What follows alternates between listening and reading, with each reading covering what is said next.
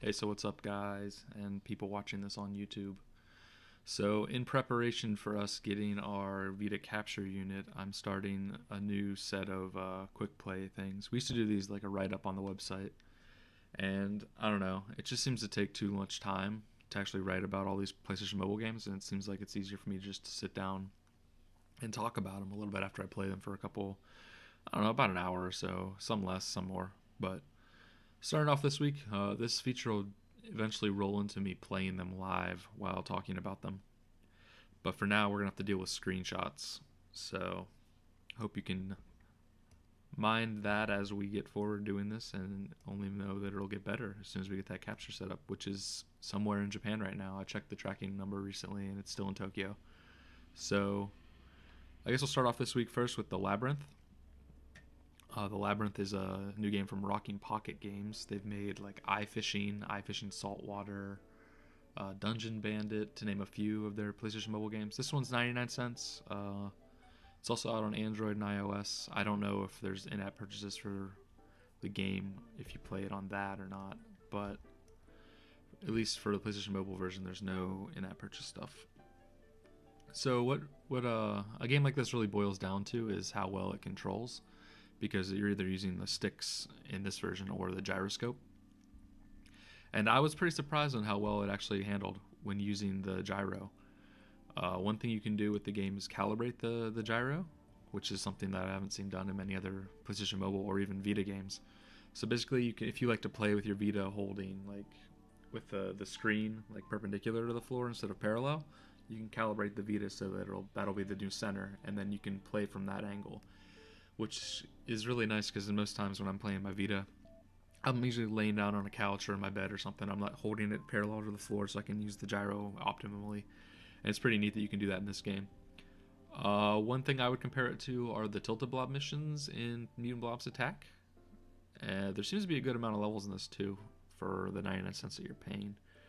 Let me open it up real quick so I can see how many there actually are. But yeah, it also you can also use the controller, so you can use the right, left, and right. I guess the left stick to move around, and that works well too. There wasn't many loading issues I noticed or anything like that, and the levels do change a little bit every once in a while. There's different environments, as you can see in these screens that I'm scrolling through here. So it's not always just on like the standard Labyrinth table. If you ever played one of those as when you were a kid, like I did, I would say it's fairly accurate. It's not perfect, but for something that you're paying 99 cents for, it's well worth it, I think. So there are about 30 levels, it looks like. So for 99 cents, 30 levels, it doesn't seem too bad. Let's see, next up, I guess we can talk about Passing Time, which is a new game from the guys at Honey Slug. So we talked about Passing Time on the website before. It's a soccer game, I guess you could say, but it's not really like simulation soccer. There's a couple different modes to begin with. For one, there's the passing mode, where the screen you see here, where you're just passing in like a star around a bunch of defenders, and you can gain power-ups, which in that screen it's like the flaming ball, which does it burns the players and takes them off the field. But eventually more and more players will get added as you're playing, and you'll have to pass the ball away from them as they're coming into the field of play, as well as while they're running around the circle trying to get the ball. But that's just the first mode. There's also challenges, which are kind of cool. So there's like 3 tiers of these challenges. There's like League 1, League 2, League 3, League 4, and each of these changes basis on like how well you do. And there's 3 different goals for each of them. So some of them it's just passing without the fireball. You have to do like maybe 50 or 60 passes without getting caught. Some you get the fireball, so in those you can have to do more or less depending on it. And you're also gaining stars while doing this, and the stars can be used to upgrade your team, which you can use in the league play mode. So it's fully customizable. You can change their heads. You can change the kit that they're wearing, so the different clothes. You can change the name of your team, the name of the players. Everything can get changed pretty much. It's really cool. But yeah, also if you've played a game like, say, Goal on the NES, you know how there was that one mode where you had like a corner kick and you had to put it into play and then try to score? They also have that in this game, which is really cool, as someone who used to play Goal a lot as a kid. So here's a picture of that. Basically, you start with the ball in the corner, and each of these is set up differently, and you can see the little icons above the players' heads, and those tell you what they're going to do. So for some of them, there's like a thing that says it'll evade players. The arrows tell you which direction they're going to run and how fast. So the more arrows there are, the faster they're going to run, that sort of stuff. And the game is fully controlled with touching. So whenever you want to shoot at the goal, you touch by the goal. If you want to pass to a player, you tap that player.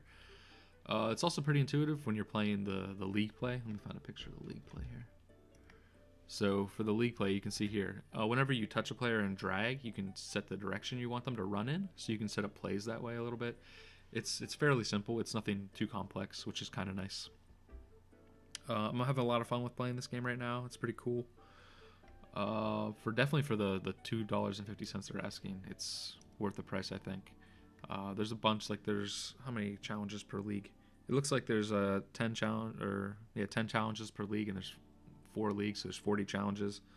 On top of that, you can just do free play modes with the free kick, the corners, the passing mode. There's also different like in-game achievements you can get, which is kind of cool. So, and you get stars for that as well, so you can upgrade your team. I guess next we can look at YuNama No Puzzle, YuNama Puzzle Time, the puzzle or something. Yeah, the puzzle. That is by, so it's Acquire, actually, I think, is the one that developed it. It's a twist on the old Batman games. So I think it's You Say No something in Japanese. Let me figure out what that is. It's a Yusha no Kusei ni Namaikida, and that's how they get YuNama The Puzzle. So basically, if you ever play one of those games, it's sort of like a simulation sort of thing where you're building a dungeon to have these heroes go in, and you're setting up traps and monsters for them to get caught by. And they've really streamlined it in this game. So it's basically now it's just changed to a match 3 puzzle game. So you're breaking blocks, and you have a set number of blocks you can break before the hero throws like a frozen like block that you can't break on your screen. And whenever you match 3 monsters, they'll upgrade to the next level monster. So you see in this picture here, if you get 3 slimes, it'll upgrade to the moth sort of thing. And whenever you set those slimes off, they'll go attack the hero. If you get 3 moths, you get the alligator man with the sword. 3 of those, you get the... it's like a big guy here with the red eye. And if you get 3 of those, you get a dragon. So you're just basically trying to defend off, like, I think it's 10 waves per level of heroes that come through the dungeon. And you can see here in this picture the monsters attacking the hero. And the more you chain and combo, the more monsters that seem to spread on the screen to the left, which is pretty cool. I'm having fun with it. It's $3 or 300 yen on the store right now. And even though the screens are in Japanese, the game is fully in English, so you don't have to worry about that. But there's, besides just playing through like the stages, you can also fight the bosses after you unlock them. So I have 1 boss unlocked right now. There doesn't seem to be anything after that, but I think they do add more and more monsters eventually. Because I'm looking at the title screen here, and they have like a golem, like an undying, that sort of stuff. But yeah, if you're a fan of match 3 puzzle games, this game's definitely pretty fun. I enjoyed playing it a bunch, and I'm still playing it right now, which is kind of odd, like a rarity for PS mobile games. I usually put them down after I play them for maybe an hour or so. And Passing Time this week and YuNama The Puzzle have been 2 games that I've been playing a lot lately, so definitely worth the money, I think, in those 2. But if you're a match 3 fan, check it out for sure. Let's see, next up we got, I guess we'll do Sakura, which is a Japanese puzzle game. This game's also fully in English too, so don't worry, even if the screens they show here are in Japanese. So the full name for Sakura is SAKURA Puzzle Kurasek, and I think Saikoro is a dice in Japanese. And this game is free, but there's an in-app purchase for $1.29, which adds the normal mode and an endless mode. So basically what you get for free is you get 2 levels of the normal mode as like a trial. And then after that, if you have to pay if you want to get more of it. So the game is basically, as you can see here, dice. They're numbered. And to remove them from the grid, you have to have them in order. And these orders can either be like 1, 2, 3, or it wraps around 2, so it can be like 5, 6, 1, that sort of stuff. You can either do it horizontally, vertically, or in a diagonal.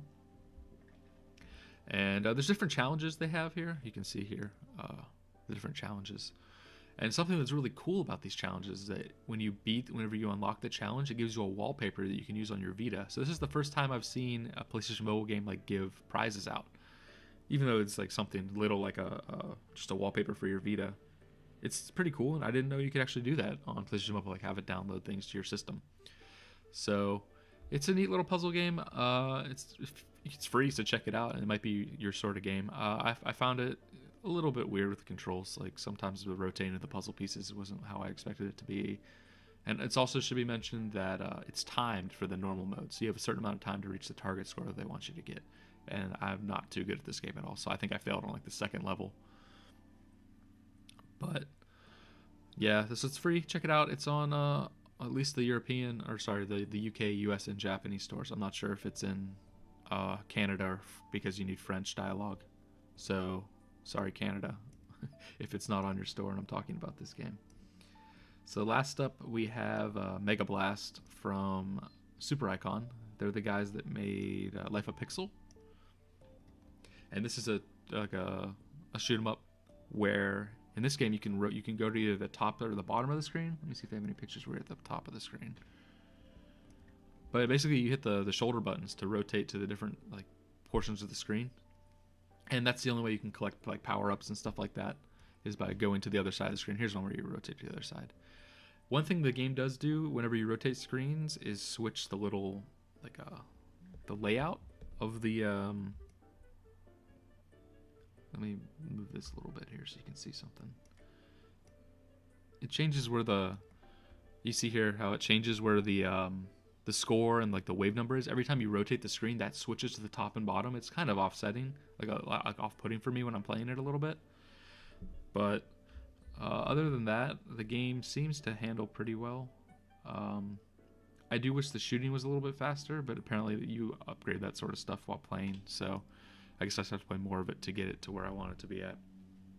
There's no like title screen or anything in this game either. You're just basically like shot into the game, and you play from just the beginning over and over again. One other thing I mentioned is you are gaining power-ups and stuff like that, so whenever you play through, you want to be switching sides quickly and a lot to get like your power-up upgrade more and more. And you can also gain like a shield at some point playing, I noticed. But yeah, they don't have a picture of the upgrade screen, which I kind of wish they did in this screenshots they put up on the store.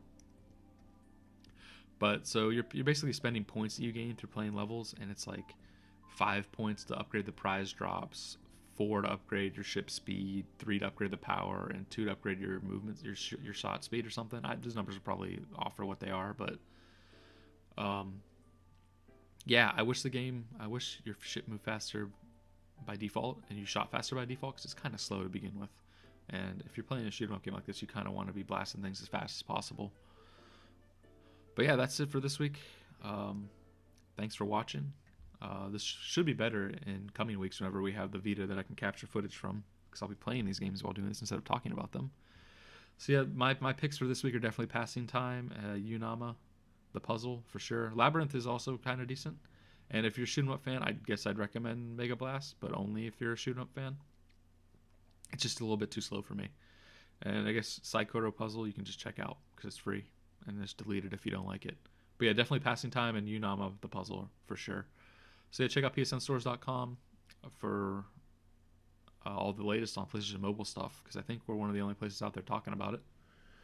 And look forward to next week's releases, which we don't know yet because it's PlayStation Mobile. But yeah, thanks for watching. Bye.